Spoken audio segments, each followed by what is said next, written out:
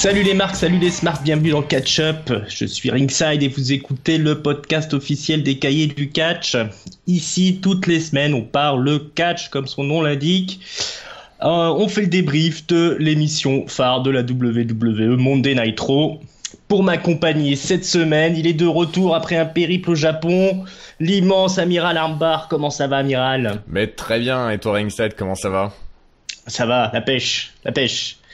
Alors, ce Monday Night Raw du 22 mai, c'était à Grand Rapids, toujours aux États-Unis, ils sont pas à l'extérieur cette fois-ci.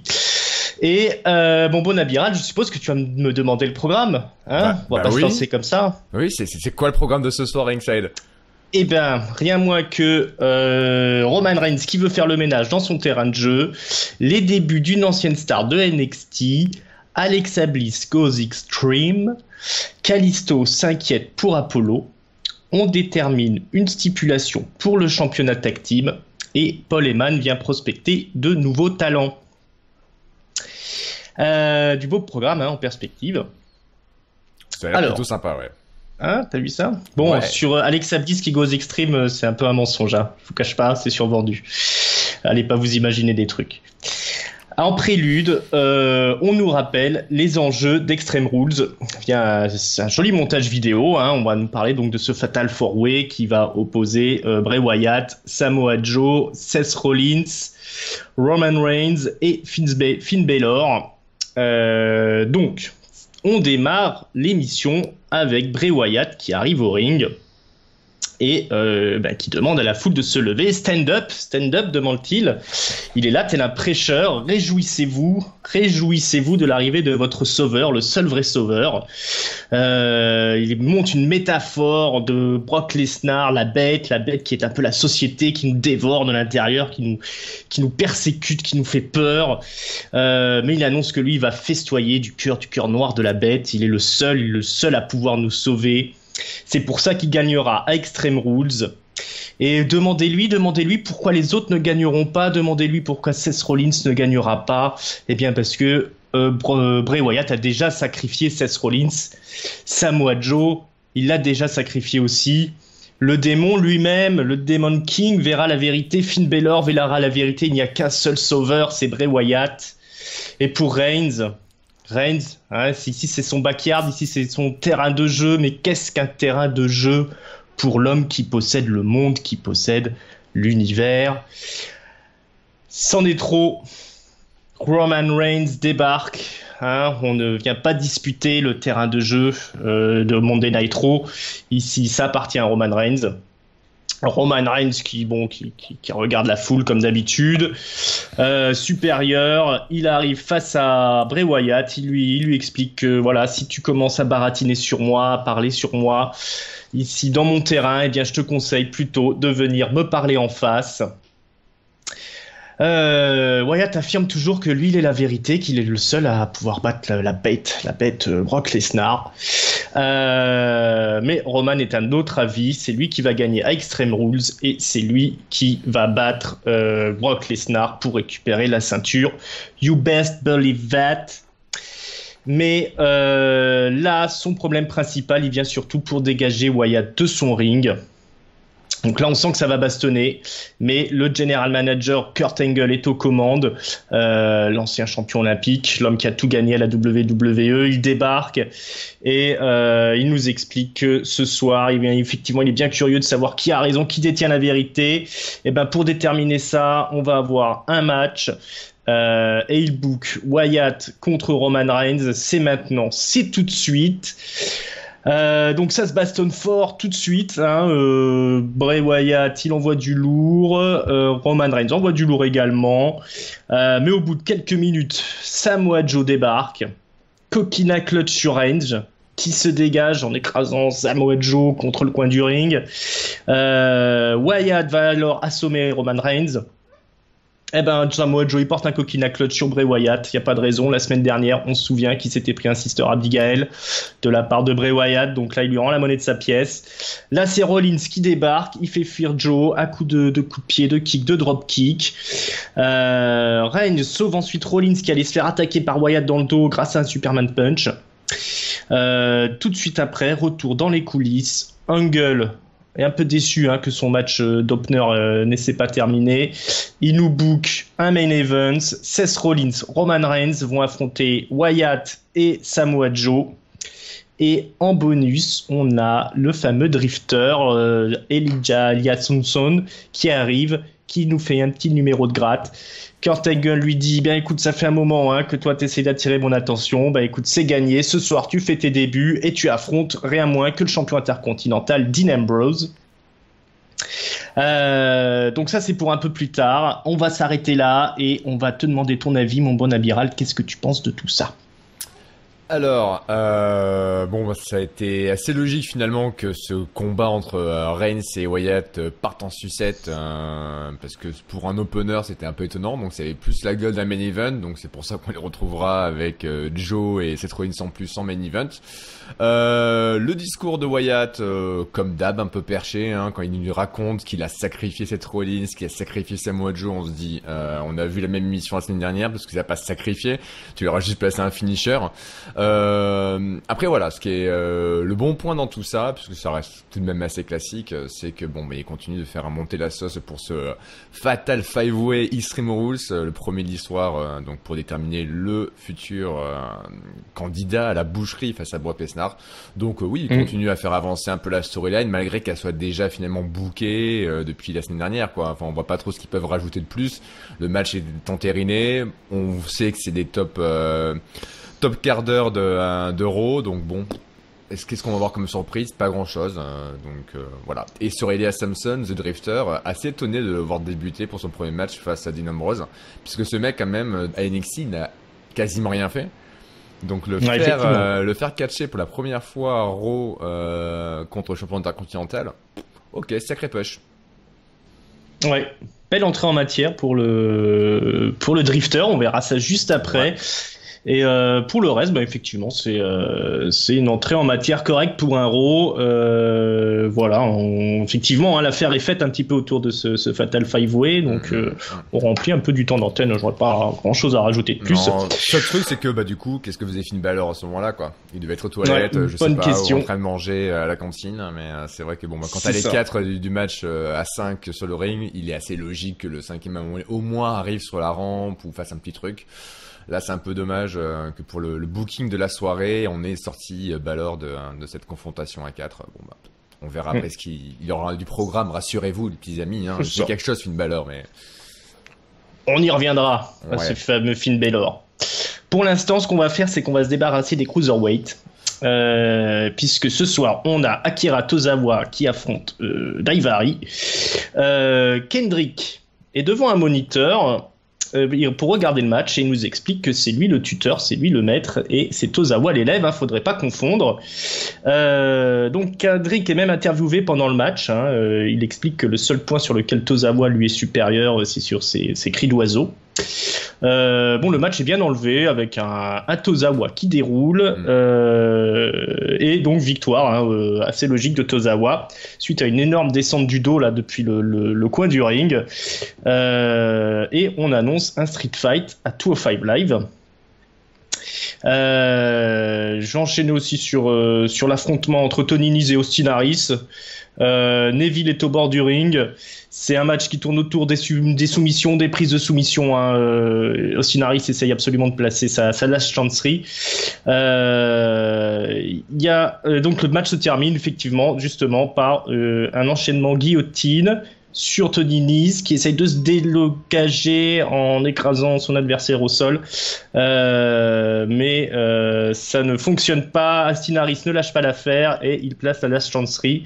Victoire de Harris, et après le match, Neville qui était venu accompagner Tony Nese attaque Tony Nese et lui place une prise de soumission, voilà, pour lui apprendre un petit peu comment que ça se passe. Alors j'ai tout enchaîné parce que je me dis, toi t'es parti quand même depuis 4 semaines Et je crois qu'on en est toujours au même point au niveau des cruiserweight. Tu dois pas être dépaysé, non? Non, pas dépaysé du tout. Ceci dit, on a suffisamment reproché à la ceinture cruiserweight de changer trop souvent. Donc là, ce qui est bien, c'est qu'on voit le règne du roi Neville. Ils ont appris leurs erreurs et on sont décidés de laisser la ceinture cruiserweight sur le dos de la même personne pendant assez longtemps pour bien construire la rivalité avec Harris qui date maintenant de WrestleMania. Donc ça fait que finalement quelques mois, hein, c'est pas non plus trop long. Donc au moins ça permet de se développer. Et à WrestleMania, dans leur match, il y avait déjà eu un petit duel entre la Century de Harris et le Rings of Saturn de Neville. Donc là, quoi de plus logique que d'avoir un match à stipulation de soumission pour Extreme Rules. Je trouve ça plutôt pas mal. Surtout que les prises sont assez visuelles, je trouve, l'une comme l'autre. Harris arrive à la placer en faisant des transitions, comme il nous a montré ce soir, qui sont assez exceptionnelles. Neville a une belle intensité quand il la place sur Tony Nese à la fin du match. Donc non, moi ça n'a pas trop changé, mais c'est pas grave. Je trouve qu'aujourd'hui l'affiche Neville-Harris, elle est toujours assez alléchante et j'ai bien hâte de voir leur match de soumission à Extreme Rules et peut-être un changement de titre. Enfin voir le Double A, The Greatest Man Alive, toucher la ceinture à la WWE. Concernant Tozawa et Kendrick, effectivement, pas de changement, les deux sont toujours en rivalité. Cette rivalité m'intéresse franchement beaucoup moins. Par contre, j'aime bien toujours voir Tozawa dans le ring, hein. Il a vraiment un côté percutant et efficace qui est toujours impressionnant. Il a toujours ses snap suplex qui sont tonitruantes. Par contre, à la fin du match, donc il célèbre avec la foule, il se rapproche du public d'une petite fille qui est déguisée en Bayley avec les bandeaux, etc. Puis il fait son cri « Wah Wah Wah !» En se rapprochant à 20 cm d'elle, je pense qu'elle a eu la peur de sa vie. Elle voudra plus jamais revoir un match de catch. Enfin, voilà. Je trouvais ça ce moment assez rigolo. Faut le revoir, c'est super drôle. Donc voilà, les cruisers... toujours égaux à eux-mêmes, mais bon, c'est jamais de mauvais matchs, hein, courts, etc. Mais c'est jamais une purge non plus, quoi. Ah, je ne t'entends plus, mon cher Ringside. Effectivement, au niveau in-ring, c'est un peu mieux que ce qui se faisait les autres semaines. Là, ça se maintient. Et puis des rivalités qui durent. Après, c'est toujours un petit peu dommage d'avoir le finish à 205 Live sur certains trucs, mais voilà, ça fait partie du jeu. Rien de honteux cette semaine. Allez, après toute cette violence, on va aller chez les filles. Alors, on a Sasha Banks dans les vestiaires qui est confrontée à Alicia Fox, accompagnée de Noam Dar, suite à la défaite surprise la semaine dernière de The Boss. On a une revanche qui est annoncée ce soir. Alors Sasha Banks, elle va remettre à sa place Noam Dar, qui joue très bien les crétins là, pour accompagner la belle Alicia Fox. Donc plus tard dans l'émission, on a ce match Alicia Fox contre Sasha Banks. Victoire assez expéditive de Sasha Banks qui termine avec un double knee stomp. Après le match, Noam Dar vient encore asticoter Sasha Banks, il se moque, il est méchant et il se prend une baffe, mais on ne gifle pas comme ça le petit copain d'Alicia Fox. La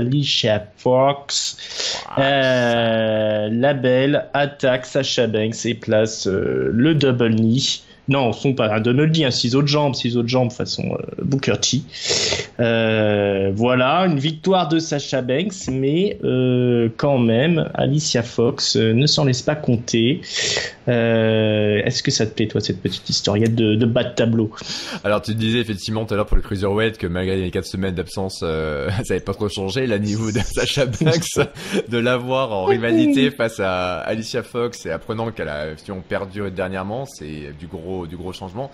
Est-ce que c'est une grosse dégringolade de la bosse? Je ne sais pas. Je pense que c'est pour lui donner quelque chose à faire le temps qu'on l'écarte de la ceinture pour un peu renouveler les rivalités et pas de suite avoir ce Sasha Banks Bayley que les fans de NXT de la première heure salivent de revoir sur un pay-per-view du main roster. Ouais, non, ça m'intéresse pas vraiment, quoi. SmackDown, ils ont James Ellsworth. Apparemment, en Raw maintenant, on a Noam Dar qui fait à peu près le même boulot. Alicia Fox, elle a fêté, je crois, ses 10 ou 15 ans, je sais plus, avec le WWE récemment. Bon, bah, elle a pas vraiment évolué depuis l'époque, quoi. Donc elle est athlétique, faut reconnaître ce qui est, mais son personnage est aussi épais qu'une rivalité écrite pour Roman Reigns. par les bookers et elle a toujours pas de charisme.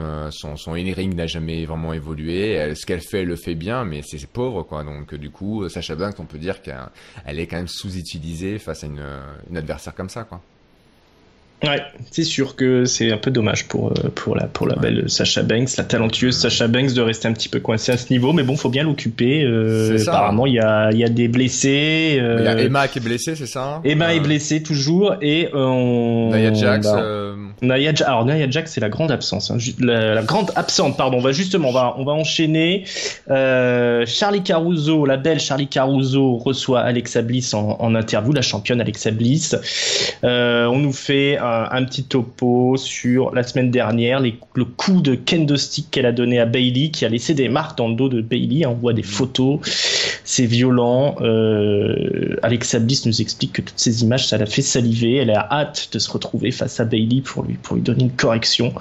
Et ce soir, elle va donner un avant-goût de Extreme Rules en affrontant Mickie James, une certaine Mickie James, une ancienne championne apparemment de Raw, et qu'apparemment le public ne connaît pas trop. C'est vrai qu'elle a laissé le public de marbre, hein, quand elle est arrivée. C'est ça, mais ça fait plusieurs semaines que le public est un peu silencieux quand elle débarque. Ouais. Un peu beaucoup silencieux, mais là, cette semaine, elle a sorti les boobs des grands soirs, donc je pense que la semaine prochaine, elle retrouvera un petit peu de charisme dans le ring, un petit peu de pop. Et donc, on a un joli match, hein, déroulé de kick de Mickie James, un peu dans tous les sens. Alexa Bliss qui est un peu dépassée tout au long du match, mais qui finit par placer une méchante droite sur Mickie James et placer son DDT létal. Voilà, victoire d'Alexa Bliss, de la championne quand même, en un coup quasiment. Ouais. Et ben, qu'est-ce qu'on fait? On va à l'extérieur du ring, on cherche sous le tablier du ring et on trouve un kendo stick. Et c'est parti pour les coups de kendo stick sur Mickie James. Ça fait mal, mais Bayley, la gentille Bayley, débarque et fait fuir Alexa Bliss. Voilà, un petit peu d'avancée dans cette rivalité autour du titre féminin. Bayley qui défend Mickie James. Mais alors, effectivement, où est passée Nia Jax? Je te le demande, est-ce que tu as une info à ce sujet? Je pense qu'elle est toujours entendue par la police suite à la tentative de meurtre qu'elle a fait sur Charlotte il y a un mois et demi. Je pense que c'est ça le problème. C'est peut-être ça, effectivement. À mon avis, ouais, peut-être qu'elle s'est fait recadrer. Enfin, c'était tellement violent et impressionnant ce botch que peut-être que ça lui a valu d'être écarté un petit peu, de repasser par de la formation, j'en sais rien. En tous les cas, Mickie James, je suis content de voir qu'elle a su remettre à niveau son catch, hein. Moi, j'avais été assez critique suite à son retour. Je trouvais qu'elle était pas assez rapide, un peu molle. Ça me vendait pas du rêve. Là, je vois dans ce match face à Alexa Bliss que, ok, elle a un peu reaffûté tout ça, donc ça c'est pas mal.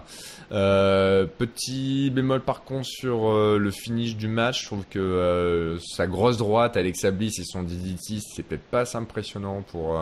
Je sais pas si son nouveau finisher, son finisher actuel, hein, Alexa Bliss, hein, mais ça manque un petit peu de fioriture, d'impact, je sais pas quoi. Donc après, elle fait bien le boulot, hein. Il est clair que elle gère bien son personnage. Moi, j'adore plein de gimmicks qu'elle peut avoir dans le ring, dans le posing avec ses ceintures, ça marche très bien. Et au micro, elle émère vraiment très bien aussi. Mais je trouve que ça manque un peu d'explosivité sur la fin du match.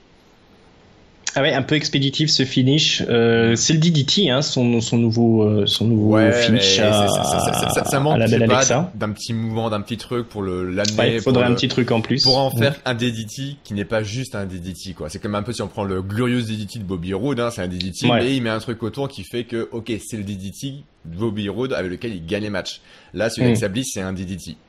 Et ça manque, manque d'un truc. T'es vieille école, hein, le DDT pour finir un match. Ouais. Mais bon, après, elle a suffisamment de talent, comme tu dis, hein, dans son acting, dans ses mimiques pour nous faire avaler la pilule. Et puis effectivement, on avait une Mickie James à un bon niveau. Voilà, j'ai passé du bon temps. Mais alors, la grande inconnue, c'est où est passée Nia Jax? Elle était bien en garde du corps d'Alexa Bliss, hein, on aurait pu juste l'avoir à côté du ring là comme ça, mais bon, visiblement c'est quelque chose qui a été oublié, effectivement, le fait qu'elle ait fait des gros botches comme on dit quand elle a affronté Charlotte, ça a peut-être été mauvais pour elle. On en saura sûrement plus dans les semaines qui viennent. Bon, allez, avançons. Une grande première, donc The Drifter, Monsieur Elias Samson affronte Dean Ambrose, le champion intercontinental. Donc le Drifter, il commence par chanter une petite chanson là au milieu du ring, il se fait pourrir par le public comme c'est pas permis, donc l'effet est réussi, hein, vraiment il arrive à peine au bout de 30 secondes, il est déjà détesté de la foule.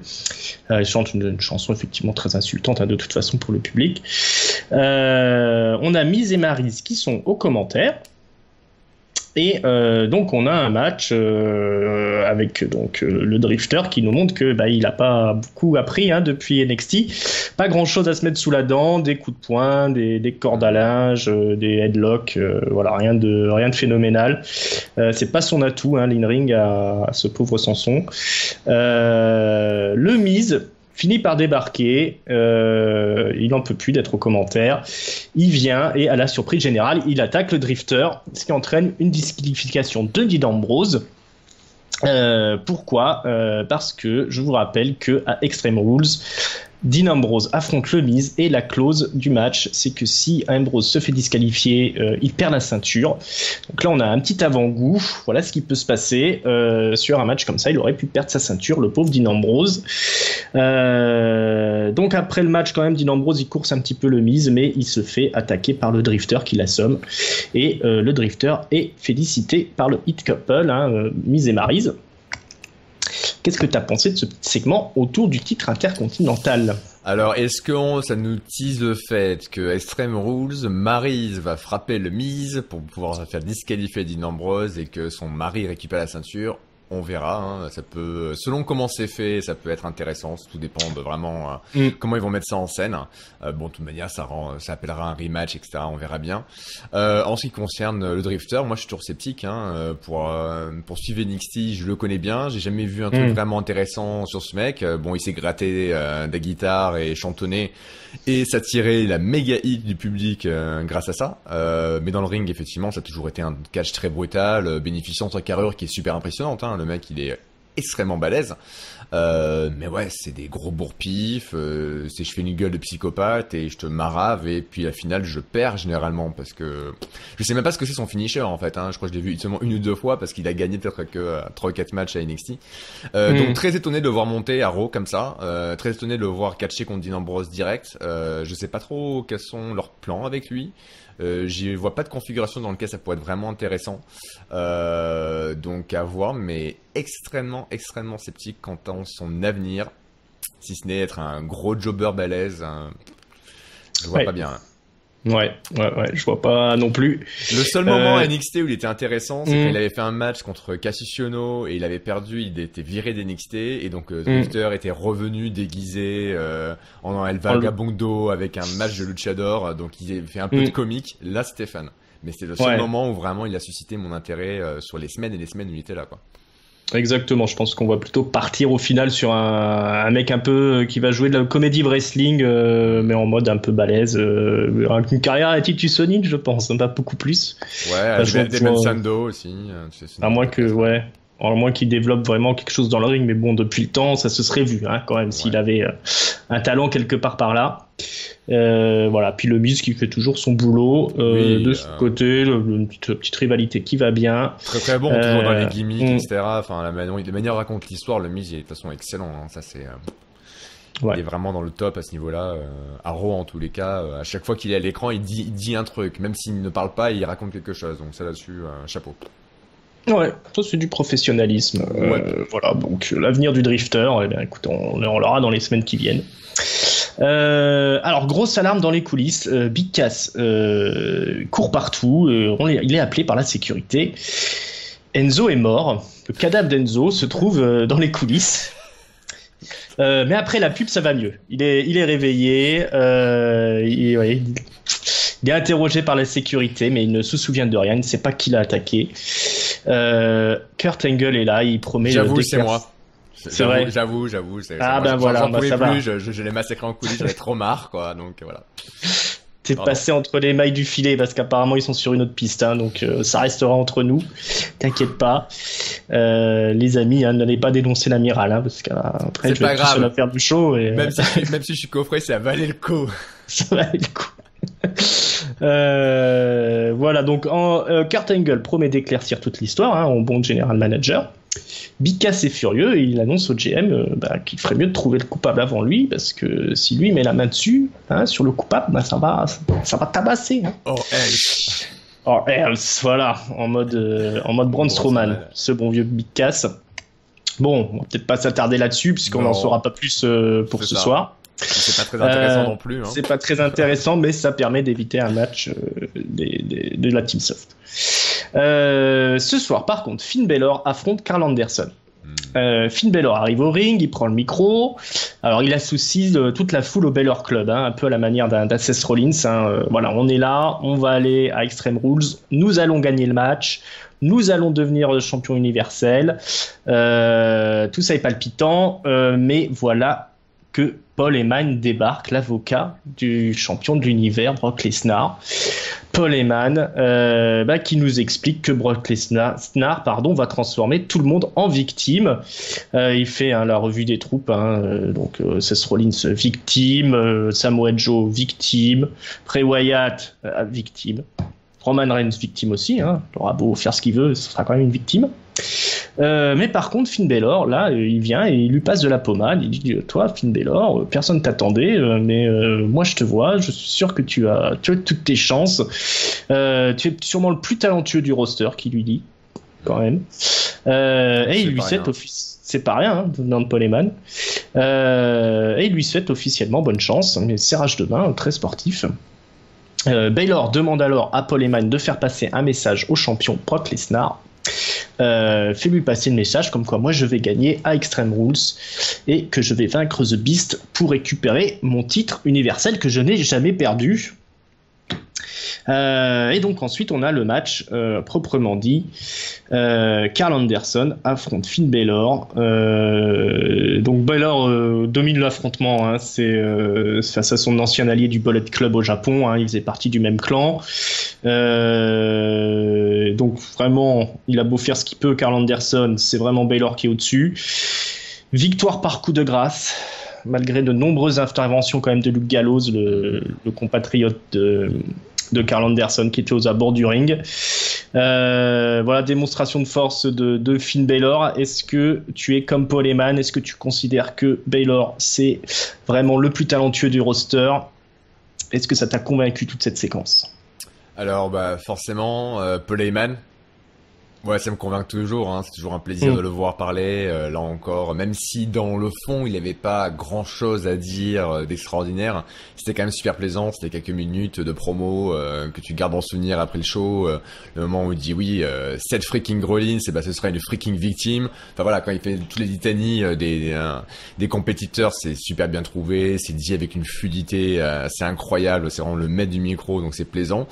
Est-ce que Finn Balor est le plus talentueux du roster? Difficile à dire. En tout cas, moi, j'apprécie de le voir catcher parce qu'on n'avait pas trop vu finalement avec sa blessure qui est arrivée très tôt suite à sa montée. Donc, toujours plaisant de le voir. Ce serait original de le voir effectivement gagner. Et après, ce serait un peu un Goliath versus David, hein, si on le met face à Brock Lesnar, puisque la différence de gabarit est assez énorme. Hein, il est plus fin même qu'un Seth Rollins. Donc, à voir. Hein.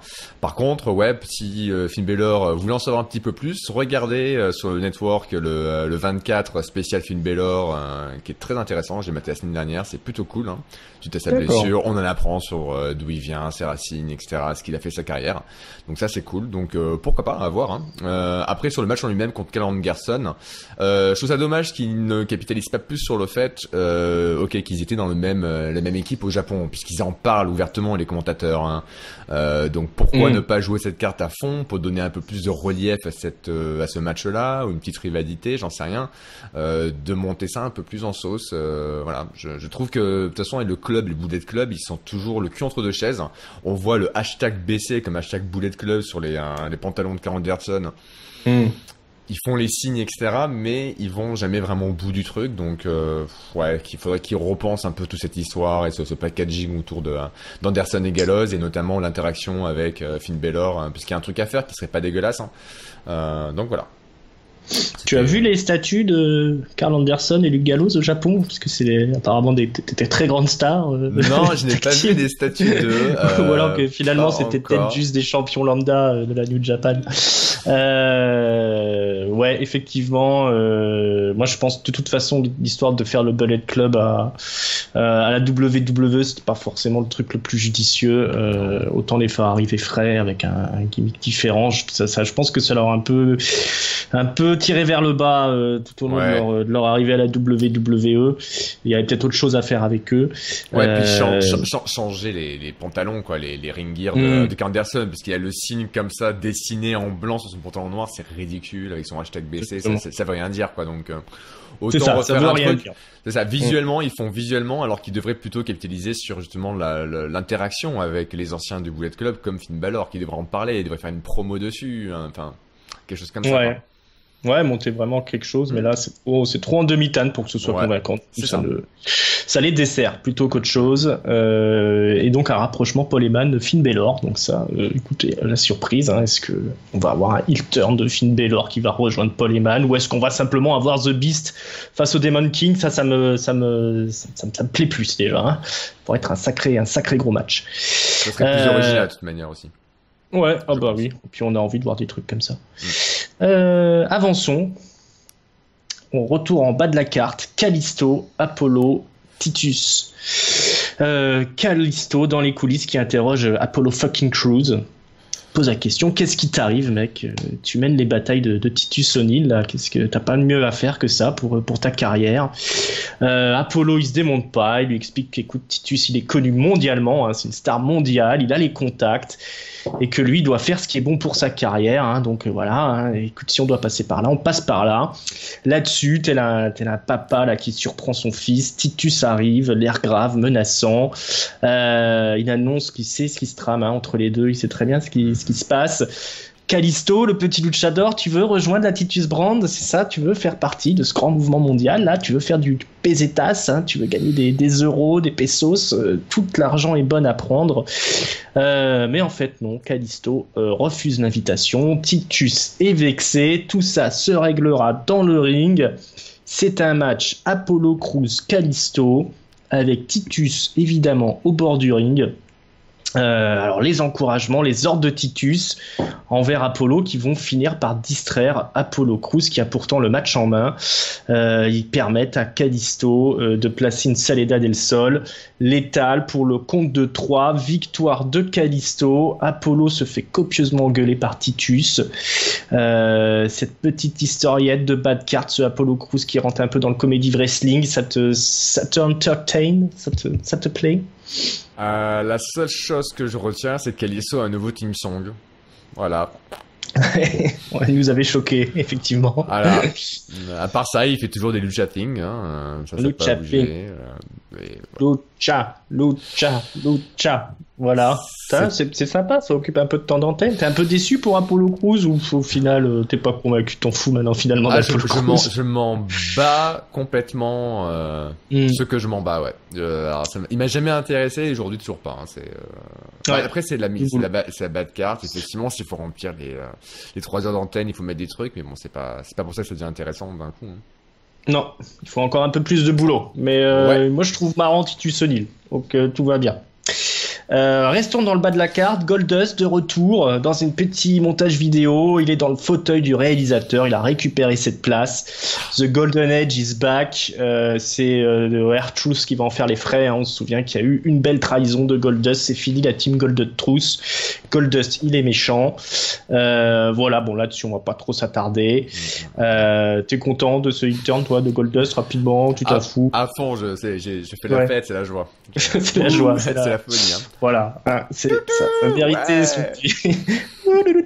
Ouais. Bon, revenons au tag team, le championnat tag team. Cette semaine, Matt Hardy affronte Sheamus. Hein, Matt Hardy, c'est la moitié des champions, les Hardy Boys avec son frère Jeff. Et Sheamus fait partie des aspirants numéro 1 avec Cesaro. L'enjeu de ce soir, c'est le suivant. Le gagnant du match détermine la stipulation du match pour le championnat tag team qui aura lieu à Extreme Rules. Alors on a un match long et dense où les adversaires se rendent coup pour coup avec un Sheamus toujours très stiff et un Matt Hardy increvable. Le champion tag team se relèvera notamment d'un White Noise. Il subira une violente projection du tablier du ring sur la barricade lorsque Sheamus stoppera sa fameuse série de coups d'assommoir dans les cordes, histoire de frustrer le public. Le public commence à chanter 1, 2, 3, maintenant lui s'arrête. Non, cette fois-ci les gars, vous ne l'aurez pas. La foule est à fond, on entend des chants Physis Awesome. Cesaro va tenter d'intervenir, mais il se fait contrer par Jeff Hardy avec un saut type Swanton Bomb. Matt Hardy profite de la confusion et gagne grâce à un Twist of Fate. Matt Hardy annonce la couleur, ils vont démembrer Cesaro dans un Steel Cage match à Extreme Rules. Voilà, match de la cage pour le prochain pay-per-view. Qu'est-ce que tu as pensé de ce match qui a mis le feu au public ? Bah moi ça m'a pas mis le feu, hein. J'ai pas chanté This Is Awesome dans mon salon. C'est ce que je me disais. Non, j'ai beaucoup de mal avec Matt Hardy. Je trouve que depuis son retour, il est dans des vitesses assez basses. Il est un peu mou, un peu comme Mickie James l'était à son retour. Hein. Je disais Mickie James, elle avait repris du poil de la bête. Bah pas Matt Hardy à mes yeux encore. Hein. Il est un peu approximatif. Hein. Certes, il y a toujours son gimmick increvable, never die attitude, etc. Mais j'ai du mal à y croire maintenant, hein, 15 ans après les Team Extreme. Tu sens l'âge qui est passé. Alors je sais pas, c'est moi peut-être qui ai la dent dure avec ce bon vieux Matt, mais je trouve que du coup ses capacités dans le ring, c'est pas vraiment ça. Son gimmick est toujours pas posé, puisqu'il y a un peu de delete, un peu de broken, mais pas trop. Donc j'accroche pas. Après, un Steel Cage match à Extreme Rules avec les Hardy Boys et Cesaro, ça peut être pas mal. Il peut y avoir de la grosse violence de la part de Cesaro et Sheamus, et il peut y avoir aussi de la grosse voltige suicidaire de la part de Jeff, mais je sais pas quoi attendre de la part de Matt dans cet environnement-là. Effectivement, je te rejoins parfaitement. Moi, je suis un peu sceptique. Je me demande même comment ils ont réussi à passer les tests médicaux, les Hardy, parce qu'ils ont l'air vraiment pas très en forme. Surtout Matt, Jeff, c'est un sacré bon vendeur. C'est un sacré bon vendeur, donc on a l'impression qu'il est au bout du rouleau, mais je pense qu'il y a une part d'acting quand même qui est assez phénoménale. Et puis, quand il y a les chants This Is Awesome qui ont été lancés, moi, j'étais surpris. Je me disais, qu'est-ce qui se passe ? Ah bon, ça c'est awesome. Bon, admettons. Donc on voit bien que le public, en fait, la qualité technique, il en a rien à battre. Hein. Ce qui l'intéresse, c'est de voir ces stars s'affronter et voilà, faire preuve de résistance, de panache. Voilà, puis ça annonce du beau. Hein. Je pense qu'un match dans la cage entre les Hardy et Cesaro, ça peut être pas mal, hein, quand même. Hein. Même si c'est peut-être sûrement les Cesaro et Sheamus qui vont porter le match, mais les Hardy sont suicidaires, ils vont sûrement faire des trucs histoire de se briser les os un petit peu. Ça va être fun, donc voilà, bon, ça se part plutôt bien au niveau des tag teams. On a vu pire, hein, à Raw. Oui. C'est pas la panacée. C'est vraiment parce qu'on est loin de NXT. Hein, on est bon. On arrive tout doucement au main event. Bray Wyatt affronte Samoa Joe. Non, pas du tout. Bray Wyatt est en équipe avec Samoa Joe, excusez-moi, contre Roman Reigns et Rollins. Alors on va isoler Roman Reigns. On va prendre le plus costaud. On va l'isoler du côté des méchants. Donc on lui tape fort. Il y a des interventions de Joe. Des fois c'est Wyatt qui est dessus. Et à un moment donné, Joe, qui n'est pas l'homme légal, va envoyer le Big Dog dans les barricades. Mais plus tard dans le match, c'est bien le beau Roman qui envoie le I2 Joe manger les barrières. Là, il enchaîne, il fait une guillotine sur Wyatt qui est alors l'homme légal. Basement dropkick sur Joe histoire de vraiment s'en débarrasser. Il remonte dans le ring, il va réussir à faire le tag, retour gagnant de Rollins, des suicide dive, un double crossbody pour contrer une tentative de double superplex depuis le coin du ring.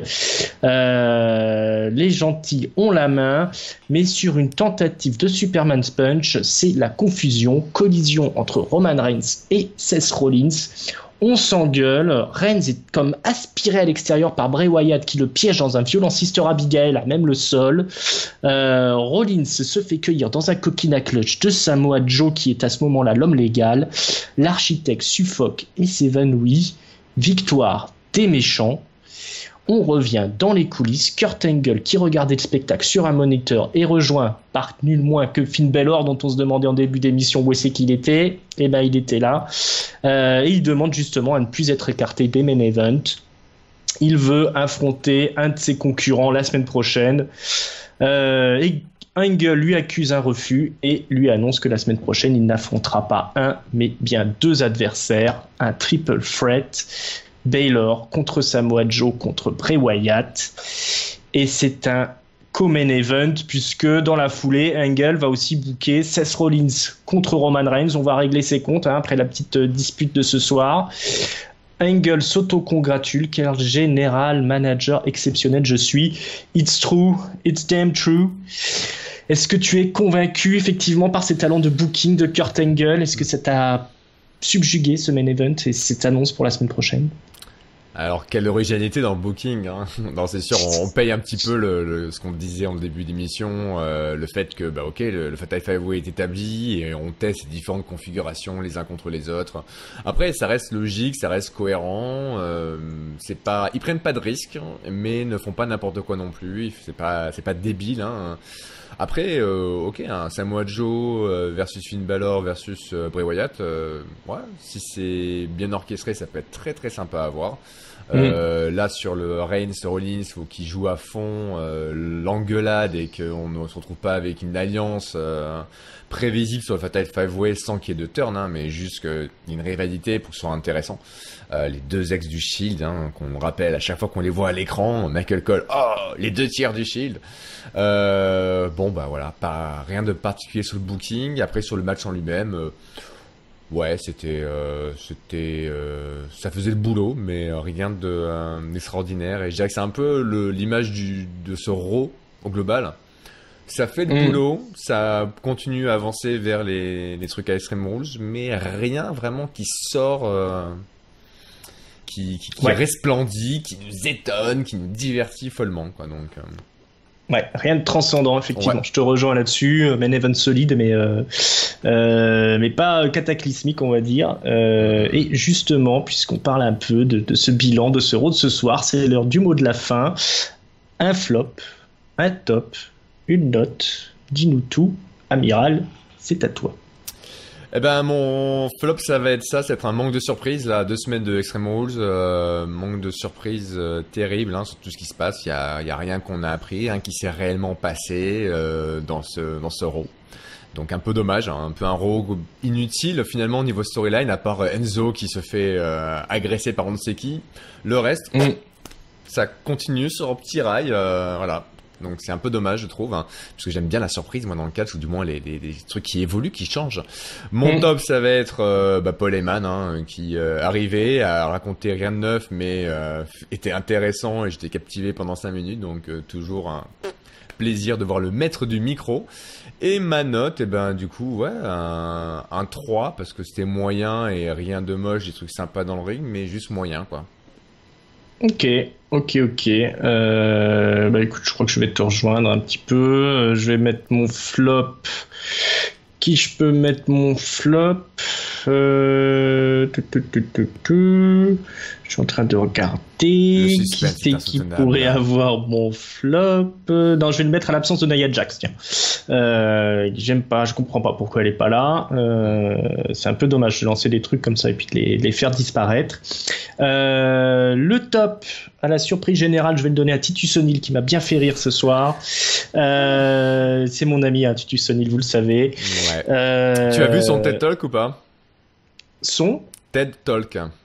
Ah non, j'ai pas vu. Voilà, alors, parce qu'il y a TED Talk, c'est des micro-conférences qui sont données dans le monde entier. Et visiblement, Titus O'Neil en a donné une la semaine dernière. Je ne sais absolument pas sur quel sujet. Corey Graves nous dit qu'il a eu une standing ovation suite à son talk, hein, donc. Ah d'accord. Voilà. C'est quoi? C'est sur Facebook, YouTube, on sait pas. Faut que je cherchera. Ça va être sur YouTube. Hein. Ils ont un site web TED. C'est plein de micro-conférences sur énormément de sujets, les sciences, l'humanitaire, ce qu'on veut, la philosophie aussi. Donc je suis curieux de voir ce que Titus O'Neil a raconté. S'il y a nos auditeurs de catch-up à regarder et veulent nous laisser un petit message pour nous dire ce qu'il y a, merci de le faire. Mais voilà. D'accord, ok, bah écoute, j'essaierai de trouver ça et puis on verra bien de quoi ça parlait. Peut-être c'est la Titus Brand, je sais pas. La Titus Brand, peut-être, ça y est, c'est lancé. Sur la note, je vais être un peu plus sévère, je vais mettre 2,5 parce que c'était moyen, il n'y avait rien d'exceptionnel, les matchs n'étaient pas terribles. Les débuts du Drifter, c'est pas convaincant plus que ça. Bon, ça c'est moyen, voilà, moyen, donc moyen c'est 2,5, on note sur 5, donc forcément. Alors, c'est l'heure de quoi? C'est l'heure de l'autopromo, hein, c'est ça? Où c'est qu'on nous retrouve? On nous retrouve sur iTunes pour le podcast audio, sur PodCloud également, hein, pour nous écouter tranquillement. On nous retrouve sur Twitter, c'est CatchUpCDC, sur Facebook, c'est CatchUpCDC aussi, sur la chaîne YouTube des Cahiers du Catch, sur le forum des Cahiers du Catch aussi, vous pouvez venir discuter, lire nos articles. Vous n'oubliez surtout pas, quand vous êtes sur YouTube, de vous abonner, hein, il faut y aller, maintenant il faut s'abonner, comme ça vous avez tout de suite, dès que ça sort sur n'importe quelle plateforme que vous utilisez, vous mettez des pouces, vous likez, vous mettez des étoiles, hein, on en a besoin, on vous en supplie, mettez-en. Et voilà, l'affaire est faite, c'en est fini pour aujourd'hui. Mon bon vieil amiral, je te remercie beaucoup d'être venu. Je t'en prie, un plaisir d'être de retour parmi vous pour de nouvelles aventures. Plaisir partagé, ça fait plaisir de te revoir parmi nous. J'espère que ça fait plaisir à nos fans, j'espère que vous avez pris autant de plaisir à nous écouter que nous à faire cette émission, hein, comme on dit dans le métier. Et pour le reste, je vous remercie, je vous souhaite une bonne semaine pleine de catch. Ciao, ciao. À plus, salut.